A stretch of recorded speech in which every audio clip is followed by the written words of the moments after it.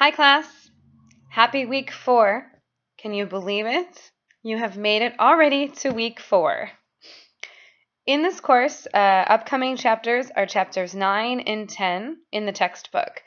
We're going to be focusing on problems of conduct, so both conduct disorder and oppositional defiant disorder, and also the range of depressive disorders that can be presented in children.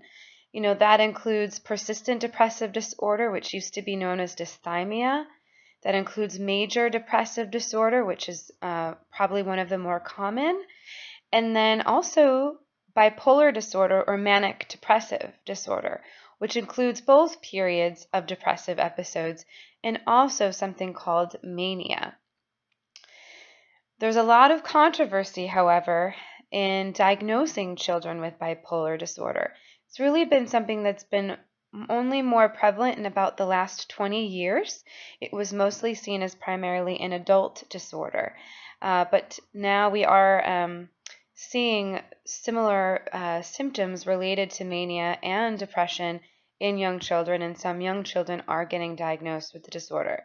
Some clinicians make the decision to just diagnose the children with ADHD, emotional dysregulation, and depression, ruling out bipolar until they get a little older. But there's a lot of room for clinical judgment and clinical decision making in those cases. The text is really interesting, as well as the case for this coming week. And some things to kind of think about. I'm sure some of you have probably taken some of the adult psychology courses at this point. I'm not sure if everyone took abnormal psychology as of yet, but it's fascinating when you think about how some of these mental health disorders in children may lend themselves to a trajectory of adulthood disorders that may be similar. For example, something that's pretty famous and well known in the criminal sector of psychology or forensic psychology is something known as antisocial personality disorder, or someone who's a psychopath or a sociopath. That's really a very small percentage of the population, something around 4 or 5%. Large criminal histories, no remorse, things of that nature. But majority of those individuals did start out as children who displayed symptoms of conduct disorder. Rarely following rules, being extremely defiant, and those are things that you will take a look at this coming week. It's really fascinating, some of the statistics that they refer to in the text regarding this, and the amount of crime kind of related to some of these individuals in young adulthood or in adulthood.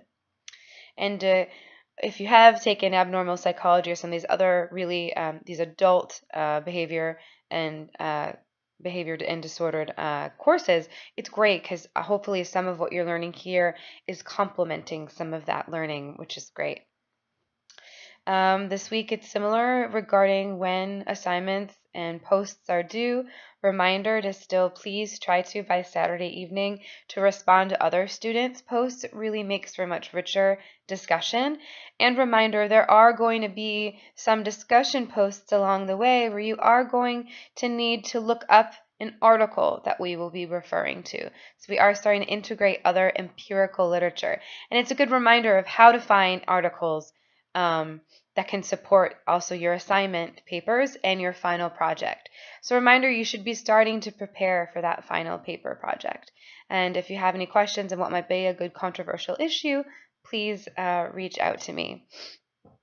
Also, there were a few of you that still haven't handed in your assignment paper for last week. I really recommend still giving me a heads up and letting me know ahead of time if you can that you're going to be late with an assignment, even though everyone can get that one jail out of free card. It's still important to kind of let me know if you're planning on handing that in and when and sort of what's going on.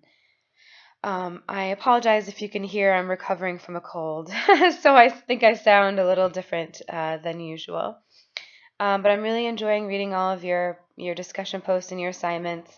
I hope you're learning a lot as we are covering very intimately a lot of these childhood disorders and controversies, things to keep in mind multiculturally, ways to assess appropriately, and also some recommended treatment modalities. And great job for some of you that have completed the assignments from last week and really took into consideration going into depth really important ways of gaining enough assessment criteria on what's going on with a child behaviorally. In the case of ADHD, a lot of you did point out how important it is to kind of gather that data in a variety of different environments using similar behavior measures and having a variety of different people providing input on that child's displays of behaviors. So great job.